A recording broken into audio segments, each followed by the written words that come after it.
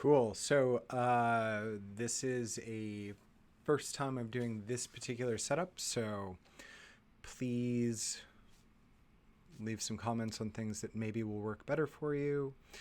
Uh, you know, we'll figure it out.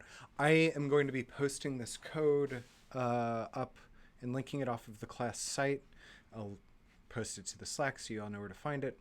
But as you can see here, I've got my code set up, and I'm going to be developing all this locally as I demonstrated in that video that I posted the other week. I'm just doing this because it's just the way that I'm a little bit more comfortable doing it. You can do this online in the P5.js editor. You can use open processing, whatever works best for you. So what I wanted to do was start out by talking about variables. And variables are really one of the key and fundamental things in programming. As their name implies, they vary over time. They can change, and they're really just a named something that we can use to identify a value, right? And we can make changes to that value. Now, for those of you that have worked with code before and you've used what's called a strongly typed language, like say C or C++, this is a little bit different. This is more like Python, where types don't matter. And so for those of you that are just like wondering what the hell I'm talking about, don't sweat it too hard. The long and short of it is this. A lot of programming languages care what kind of value a variable holds. So it wants to know if it's an integer, or if it's a floating point number, or if it's a string of characters, or if it's a true or false. And you need to explicitly name that type. JavaScript doesn't care. JavaScript's just like, give me whatever and I'll just figure it out, which is like makes things really easy sometimes for working with this.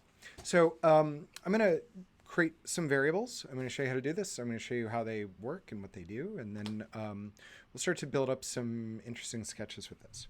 So there's two ways of thinking about variables. And the first way I'm going to do this is I'm going to create something called a global variable.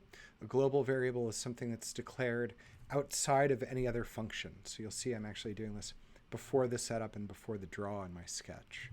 And the way that I do this is I say let, and then I create a variable name. So let is kind of like saying like, let x equal something, right? So here we'll say let x equal 10, right? And then in the setup, what I'll do here is I'll say create canvas 100, and then right after the setup here, I'll say console.log x, right? So I'll save this, and I've already turned on the local server, the live preview. So here's my browser, right? And you'll see that unlike in the P5 editor, there's not a console window that appears down here. However, there is a console.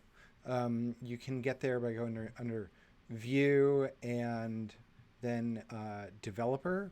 And you'll see here all these different things right here. If you click on JavaScript console, you will get this window. I'm going to close this. It's kind of nonsense. But this right here, this panel off to the side, this is the JavaScript console. So here you can see it printed out 10, right? And that corresponds to this right here. So now we know that when we're referring to x, we're referring to the value inside of x, right? And so that's 10. Now we can change this. We could say x equals x plus 10, save it and rerun it. And we'll see that now this is 20, right? So what's happened is I declared x up here. I said x equals 10. And then down here I said x equals x plus 10. So whatever value is inside of here then changes. And now we've got this here. So this becomes really useful for us in, say, something like a draw loop if we wanted to think about animation and getting things to move and change over time. So I'm going to use a little bit of programming shorthand here. Um, it's in fact, maybe what I'll do is I'll show you a couple different ways, and then I'll call it quits on this particular video and then move on to a slightly different topic. But here, if we wanted to get an ellipse moving across the screen, we could say we can replace any of these values with x, right? So here I'm going to replace the x origin or the x center with the value on the x-axis with x. And then I'll say,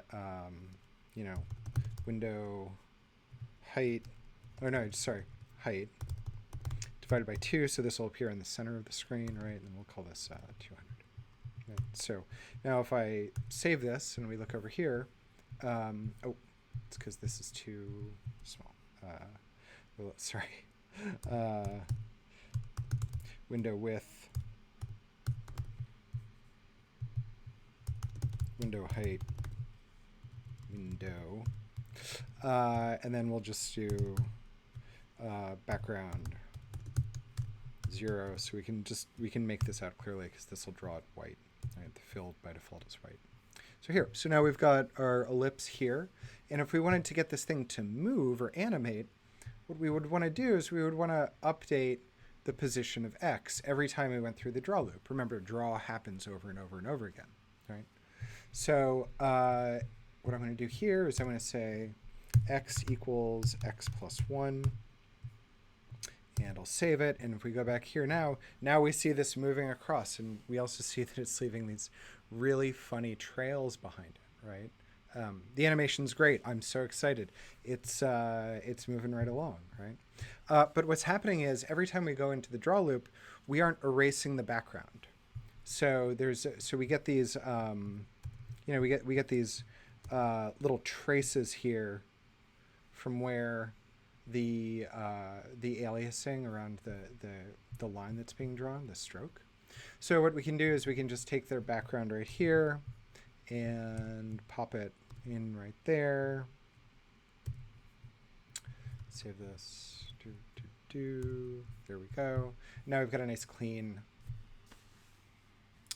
thing moving across our